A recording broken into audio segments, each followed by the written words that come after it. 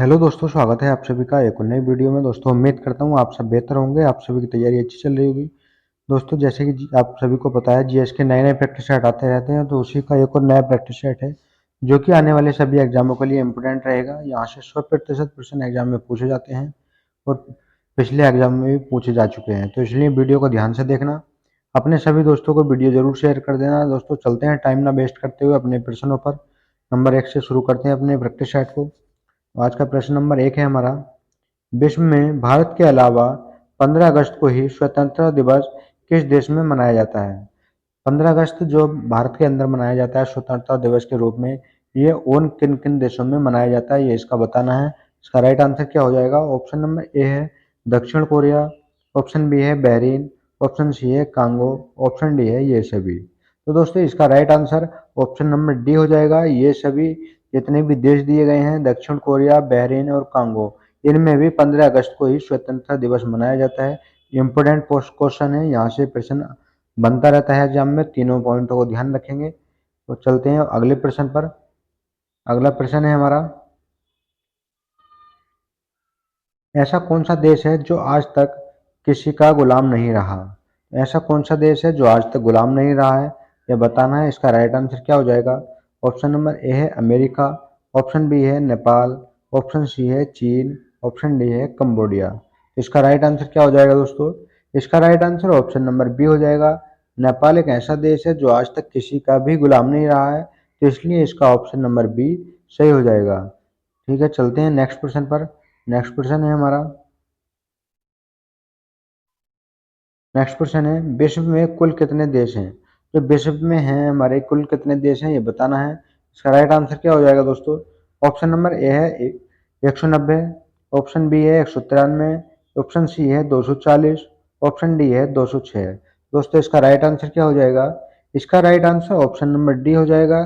206 हमारे विश्व में कुल देशों की संख्या है। अगर पूछा जाए मान्यता प्राप्त देशों की संख्या कितनी है, तो मान्यता प्राप्त देशों की संख्या वर्तमान में 195 है, कि 195 हमारे मान्यता प्राप्त देश हैं। इन्हें भी क्वेश्चन डबल तरीके से पूछा जाता है। कुल देशों की संख्या पूछा जाए तो 206, अगर मान्यता प्राप्त देशों की संख्या पूछा जाए जो कि रजिस्टर्ड है वो 195 है। तो ठीक है, इतने पॉइंट को ध्यान रखेंगे।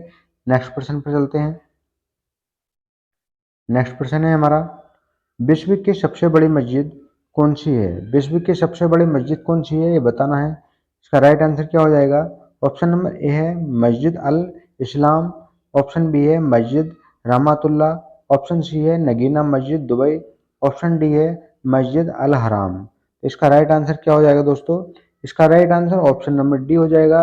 मस्जिद अल हराम विश्व की सबसे बड़ी मस्जिद है, ध्यान रखेंगे। ऑप्शन नंबर डी हो जाएगा इसका। एक और मस्जिद का नाम आता है कहीं कहीं, जो कि विश्व की सबसे बड़ी मस्जिद का नाम आता है, उसे अल मलविया मस्जिद के नाम से भी जाना जाता है, जो कि इराक में स्थित है।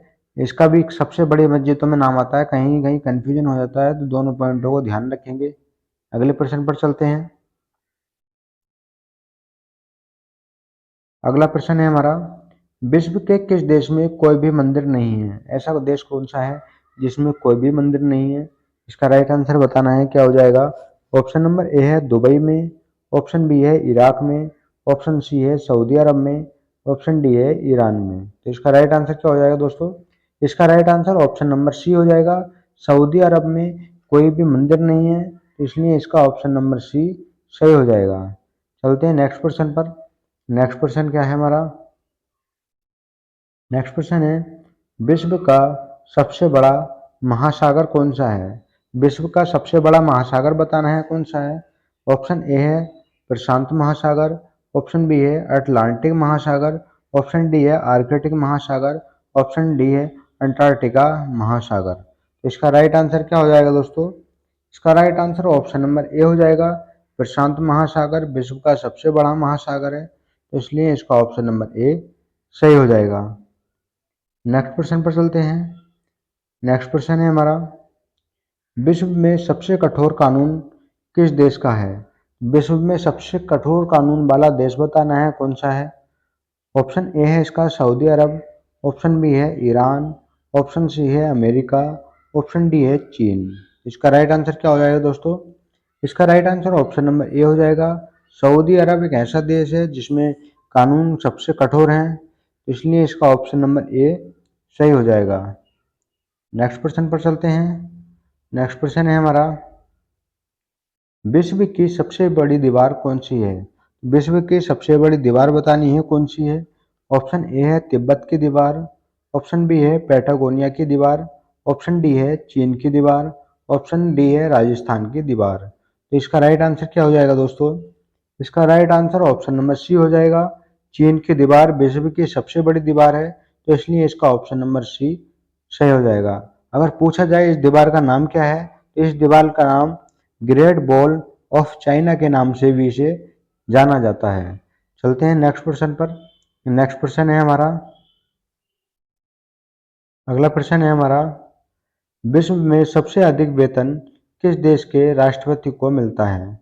विश्व में सबसे अधिक वेतन किस राष्ट्रपति को मिलता है? किस देश के राष्ट्रपति हैं?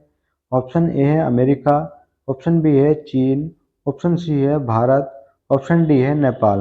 तो इसका राइट आंसर क्या हो जाएगा? इसका right answer option number A सही हो जाएगा। अमेरिका के राष्ट्रपति को सबसे अधिक वेतन मिलता है, तो इसलिए इसका ऑप्शन नंबर ए सही हो जाएगा। चलते हैं नेक्स्ट क्वेश्चन पर। नेक्स्ट क्वेश्चन है हमारा, ऐसा कौन सा देश है जहाँ के डाक टिकट पर उस देश का नाम नहीं होता? कौन सा देश ऐसा है जिसकी डाक टिकट पर उस देश का नाम नहीं होता? इसका राइट आंसर क्या हो जाएगा दोस्तों? ऑप्शन ए है ग्रेट ब्रिटेन, ऑप्शन बी है नेपाल, ऑप्शन सी है चीन, ऑप्शन डी है अमेरिका। तो इसका राइट आंसर क्या हो जाएगा दोस्तों? इसका ऑप्शन नंबर ए सही हो जाएगा। ग्रेट ब्रिटेन एक ऐसा देश है जहाँ के डाक टिकट पर इस देश का नाम नहीं होता है। चलते हैं अगले प्रश्न पर। अगला प्रश्न है हमारा, भारत का राष्ट्रीय पुष्प क्या है? तो भारत के राष्ट्रीय पुष्प का नाम बताना है, क्या है? ऑप्शन ए है इसका गुलाब, ऑप्शन बी है कमल, ऑप्शन सी है अशोक, ऑप्शन डी है पलाश। इसका राइट आंसर क्या हो जाएगा दोस्तों? इसका भी right answer option number B हो जाएगा। कमल भारत का राष्ट्रीय पुष्प है, तो इसलिए इसका ऑप्शन नंबर बी सही हो जाएगा। अगले प्रश्न पर चलते हैं। अगला प्रश्न है हमारा, शिक्षक दिवस कब मनाया जाता है? तो शिक्षक दिवस कब मनाया जाता है ये बताना है। ऑप्शन ए है इसका 5 अप्रैल को, ऑप्शन बी है 5 सितंबर को, ऑप्शन सी है 5 जून को, ऑप्शन डी है 5 दिसंबर को। तो इसका राइट आंसर क्या हो जाएगा दोस्तों? इसका ऑप्शन नंबर बी सही हो जाएगा। 5 सितंबर को शिक्षक दिवस के रूप में मनाया जाता है। अगर पूछा जाए 5 जून को, तो 5 जून को पर्यावरण दिवस के रूप में भी मनाया जाता है। ठीक है, ध्यान रखेंगे। नेक्स्ट क्वेश्चन पर चलते हैं। नेक्स्ट क्वेश्चन है हमारा, जापान पर परमाणु बम कब गिराया था? जापान पर परमाणु बम कब गिराया गया था ये बताना है। ऑप्शन नंबर ए है 1942 में, ऑप्शन बी है 1943 में, ऑप्शन सी है 1944 में, ऑप्शन डी है 1945 में। तो इसका राइट आंसर क्या हो जाएगा दोस्तों? इसका right answer option number D हो जाएगा। 1945 में जापान पर परमाणु बम गिराया गया था। तो यह भी ध्यान रखेंगे। अगर पूछा जाए कब कब गिराए गए थे, तो 16 तारीख को तो गिराया गया था नागासाकी में, और 19 अगस्त को गिराया गया था हिरोशिमा में। यह भी ध्यान रखेंगे। अगले प्रश्न पर चलते हैं। अगला प्रश्न है हमारा, भारत के राष्ट्रीय गान के रचयिता कौन है?